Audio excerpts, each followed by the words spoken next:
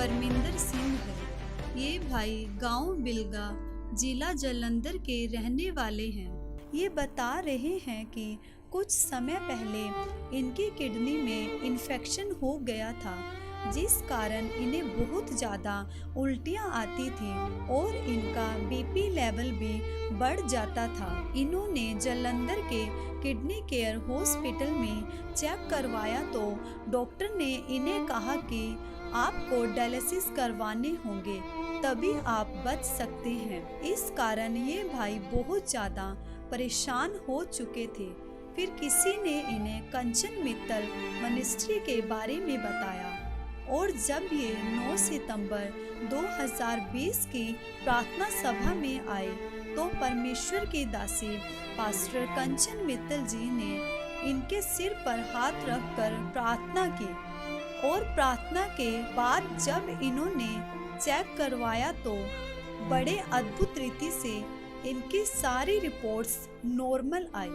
आइए हम इस गवाही को सुनते हैं। सारे भाइयों ਨੂੰ ਮੇਰੇ ਵੱਲੋਂ ਜੈ ਮਸੀਹ ਕੀ। ਮੇਰਾ ਨਾਮ ਪਰਮਿੰਦਰ ਸਿੰਘ, ਪਿੰਡ ਬਿਲਗਾ, ਜ਼ਿਲ੍ਹਾ ਜਲੰਧਰ ਦਾ ਰਹਿਣ ਵਾਲਾ ਹਾਂ। ਮੈਂ ਆਪਣੀ ਜੀਵਨ ਦੀ ਸਭ ਤੋਂ ਵੱਡੀ ਗਵਾਹੀ ਦੇਣ ਜਾ ਰਿਹਾ ਹਾਂ।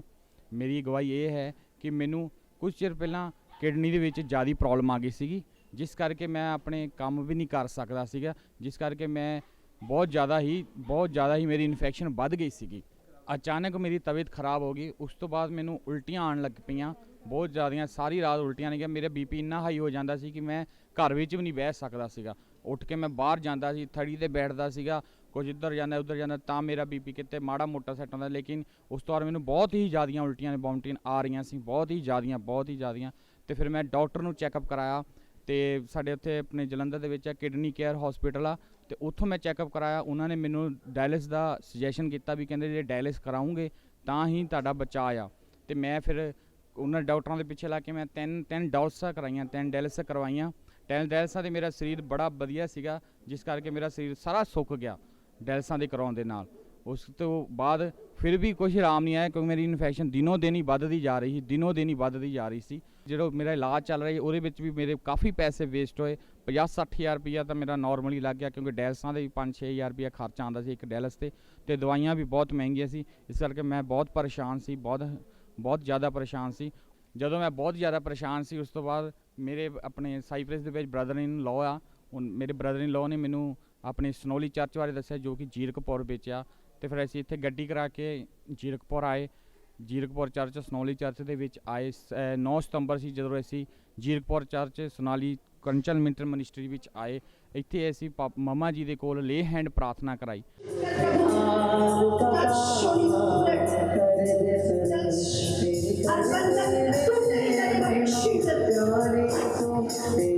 ਉਸ ਤੋਂ ਬਾਅਦ ਮੰਮਾ ਜੀ ਨੇ ਕਿਹਾ ਕਿ ਤੁਹਾਨੂੰ ਡਾਇਲਿਸਿਸ ਕਰਨ ਦੀ ਕੋਈ ਲੋੜ ਨਹੀਂ ਹੈ, ਇਹ ਸ਼ੈਤਾਨ ਦਾ ਅਟੈਕ ਹੈ, ਕੋਈ ਡਰਨ ਦੀ ਲੋੜ ਨਹੀਂ, ਤੁਸੀਂ ਖੁਦਾ 'ਤੇ ਵਿਸ਼ਵਾਸ ਕਰੋ। ਅਸੀਂ ਆਪਣੇ ਖੁਦਾ 'ਤੇ ਵਿਸ਼ਵਾਸ ਕੀਤਾ। ਜਦੋਂ ਅਸੀਂ ਖੁਦਾ 'ਤੇ ਵਿਸ਼ਵਾਸ ਕੀਤਾ ਤਾਂ ਅੱਜ ਅਸੀਂ ਆਪਣੀ ਗਵਾਹੀ ਦੇ ਨਾਲ ਆ। ਔਰ ਕੱਲ੍ਹ ਹੀ ਮੈਂ ਰਿਪੋਰਟਾਂ ਕਰਵਾਈਆਂ ਤਾਂ ਮੇਰੀ ਰਿਪੋਰਟ ਬਿਲਕੁਲ ਨੋਰਮਲ ਆਈ ਹੈ।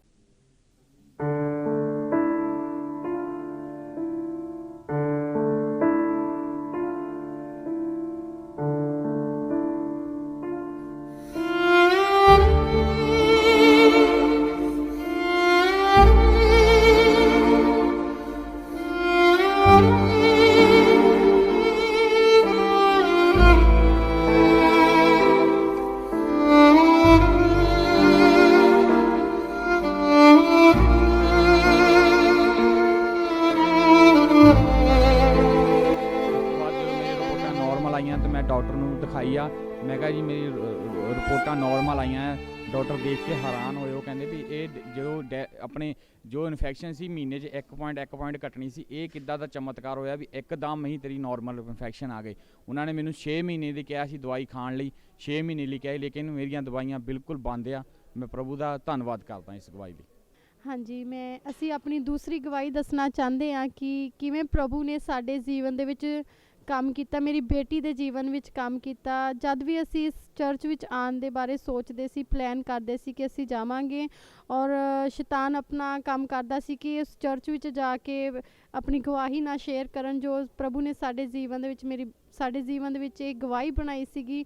ਔਰ ਅਸੀਂ ਜਿਸ ਦਿਨ ਵੀ ਸੋਚਦੇ ਸੀ ਕਿ ਕੋਈ ਨਾ ਕੋਈ ਕਾਰਨ ਦੇ ਸਾਡੇ ਤੋਂ ਆ ਨਹੀਂ ਸੀ ਹੁੰਦਾ। ਜਿਸ ਦਿਨ ਅਸੀਂ ਆਉਣ ਬਾਰੇ ਬਿਲਕੁਲ ਪਲਾਨ ਪੂਰਾ ਕੀਤਾ ਹੋਇਆ ਸੀ ਕਿ ਅਸੀਂ ਚਰਚ ਜਾਣਾ ਆ, ਔਰ ਸਵੇਰੇ ਤੜਕੇ 5 ਵਜੇ ਮੇਰੀ ਬੇਟੀ ਨੂੰ ਅਚਾਨਕ ਇੰਨਾ ਜ਼ਿਆਦਾ ਕਿ ਕਹਿ ਦਈਏ ਪ੍ਰੋਬਲਮ ਆ ਗਈ ਸੀਗੀ ਕਿ ਇਹਦੇ ਅੱਖਾਂ ਬਿਲਕੁਲ ਇੱਕ ਜਗ੍ਹਾ ਤੇ ਟਿਕੀਆਂ ਹੋਈਆਂ ਸੀ, ਦੰਦ ਪੀਸੇ ਹੋਏ ਸੀ, ਪੂਰੀ ਤਰ੍ਹਾਂ ਉਹਦੀ ਬੋਡੀ ਕਹਿ ਦਈਏ ਕਿ ਅਕੜੀ ਹੋਈ ਸੀਗੀ। ਜਦ ਅਸੀਂ ਇਹਨੂੰ ਹਸਪੀਟਲ ਚੁੱਕ ਕੇ ਲੈ ਕੇ ਗਏ, ਡਾਕਟਰਸ ਨੇ ਇਹਨੂੰ ਜਦੋਂ ਐਮਰਜੈਂਸੀ ਦੇ ਵਿੱਚ 24 ਘੰਟਿਆਂ ਵਾਸਤੇ ਰੱਖਿਆ, ਔਰ ਫਿਰ 24 ਘੰਟੇ ਤੋਂ ਬਾਅਦ ਬੋਲੇ ਡਾਕਟਰ ਕਿ ਇਹਨਾਂ ਦੀ ਬੱਚੀ ਦੀ MRI ਰਿਪੋਰਟ ਕਰਵਾਉਣੀ ਆ, ਔਰ ਉਹਦੇ ਵਿੱਚ ਜਿੱਦਾਂ ਕਹਿ ਰਹੇ ਸੀ ਡਾਕਟਰ ਕਿ ਇਹਨੂੰ ਇੱਕ ਕਹਿ ਦਈਏ ਕਿ ਦੌਰਾ ਪਿਆ ਹੈ, ਕਿ ਟੈਕ ਵਾਂਗੂ ਟੈਕ ਹੋਇਆ ਆ, ਔਰ ਫਿਰ ਉਹ ਕਹਿ ਰਹੇ ਸੀ ਕਿ ਇਹਦੀਆਂ MRI ਰਿਪੋਰਟਾਂ ਕਰਵਾਉਣੀਆਂ ਪਵੇਗੀਆਂ। ਔਰ ਜਿਸ ਦਿਨ ਇਹਨੂੰ ਛੁੱਟੀ ਮਿਲੀ ਹਸਪੀਟਲ, ਸਿੱਧੇ ਅਸੀਂ MRI ਰਿਪੋਰਟ ਕਰਵਾਉਣ ਵਾਸਤੇ ਸਕੈਨ ਸੈਂਟਰ ਗਏ, ਔਰ ਉੱਥੇ ਜਦ ਅਸੀਂ ਸਕੈਨ ਸੈਂਟਰ ਵਿੱਚ ਰਿਪੋਰਟ ਕਰਵਾਉਣ ਲੱਗੇ ਸੀ, ਇਹਦਾ ਟੈਸਟ ਕਰਵਾਉਣ ਲੱਗੇ ਸੀ, ਉੱਥੇ ਹੀ ਮੈਂ ਮਿਨਿਸਟਰੀ ਦੇ ਪ੍ਰੇਅਰ ਲਾਈਨ ਨੰਬਰ 'ਤੇ ਬੱਚੀ ਦੀ ਪ੍ਰਾਰਥਨਾ ਕਰਵਾਈ ਕਿ ਸਕੈਨ ਕਰਵਾਉਂਦੇ ਵਕਤ ਇਹਦੀਆਂ ਰਿਪੋਰਟਾਂ ਸਾਰੀਆਂ ਨੋਰਮਲ ਹੋਣ,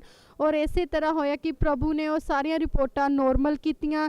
ਇਸ ਲਈ ਸਾਰੀ ਮਹਿਮਾ, ਸਾਰੀ ਤਾਰੀਫ ਪ੍ਰਭੂ ਦੇ ਨਾਮ ਨੂੰ ਦਿੰਦੇ ਆ, ਸਾਰਾ ਜਲਾਲ ਪ੍ਰਭੂ ਦੇ ਨਾਮ ਨੂੰ ਦਿੰਦੇ ਆ। ਪ੍ਰਭੂ ਦਾ ਧੰਨਵਾਦ ਕਰਦੇ, ਸ਼ੁਕਰੀਆ ਕਰਦੇ, ਜਿਸ ਤਰ੍ਹਾਂ ਸਾਡੇ ਜੀਵਨ ਦੇ ਵਿੱਚ ਪ੍ਰਭੂ ਨੇ ਕੰਮ ਕੀਤਾ, ਪਰਮੇਸ਼ਵਰ ਹਰ ਇੱਕ ਭੈਣ ਭਰਾ ਦੇ ਜੀਵਨ ਵਿੱਚ ਇਸੇ ਤਰ੍ਹਾਂ ਕੰਮ ਕਰੇ, ਔਰ ਵੱਡੀਆਂ ਵੱਡੀਆਂ ਗਵਾਹੀਆਂ ਦੇ ਨਾਲ ਇਸ ਚਰਚ ਵਿੱਚ ਆਉਣ।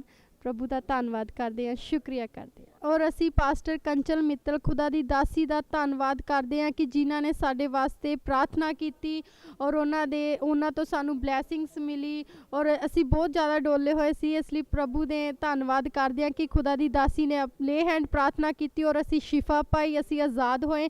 ਔਰ ਜਦ ਵੀ ਅਸੀਂ YouTube 'ਤੇ ਖੁਦਾ ਦੀ ਦਾਸੀ ਦੇ ਵਚਨ ਨੂੰ ਸੁਣਦੇ ਹਾਂ, ਔਰ ਵਚਨ ਸੁਣਦੇ ਆ ਸਾਰੀ ਆਨਲਾਈਨ ਵੇਖਦੇ ਹਾਂ, ਔਰ ਵਚਨ ਸੁਣਦੇ ਆ ਸਾਰੀ ਪਿੱਤਰ ਆਤਮਾ ਸਾਨੂੰ ਟੱਚ ਕਰਦਾ, ਔਰ ਉਹ ਵਚਨ ਸੁਣਦੇ ਆ ਸਾਰੀ ਅਸੀਂ ਹੀਲ ਹੁੰਦੇ ਆ। ਅਗਰ ਕੋਈ ਪ੍ਰੋਬਲਮ ਵੀ ਹੁੰਦੀ ਆ ਤਾਂ ਅਸੀਂ ਵਚਨ ਸੁਣਦੇ ਆ, ਔਰ ਪਰਮੇਸ਼ਵਰ ਸਾਨੂੰ ਉਸ ਵਚਨ ਦੇ ਜ਼ਰੀਏ ਸ਼ਿਫਾ ਦਿੰਦਾ ਆ, ਹੀਲ ਕਰਦਾ ਆ। ਖੁਦਾ ਦੀ ਦਾਸੀ ਦਾ ਵਚਨ ਹੀ ਸਾਨੂੰ ਆਜ਼ਾਦ ਕਰਦਾ ਆ, ਔਰ ਬਿਲਕੁਲ ਕਹਿ ਦਈਏ ਕਿ ਨਾ ਪਰਮੇਸ਼ਵਰ ਆਪਣੇ ਨਾਲ ਹੀ ਸਾਨੂੰ ਬੱਚਿਆਂ ਵਾਂਗ ਹਰ ਵਕਤ ਸਾਡੇ ਨਾਲ ਗੱਲ ਕਰਦਾ, ਆਪਣੇ ਵਚਨ ਦੇ ਜ਼ਰੀਏ ਸਾਨੂੰ ਸੰਭਾਲਦਾ ਆ। ਪਰਮੇਸ਼ਵਰ ਦਾ ਵਚਨ ਔਰ ਖੁਦਾ ਦਾ ਕਲਾਮ ਹੀ ਸਾਡਾ ਜੀਵਨ ਆ, ਜਿਹੜਾ ਕਿ ਸਾਨੂੰ ਬਚਾਈ ਰੱਖਦਾ ਆ।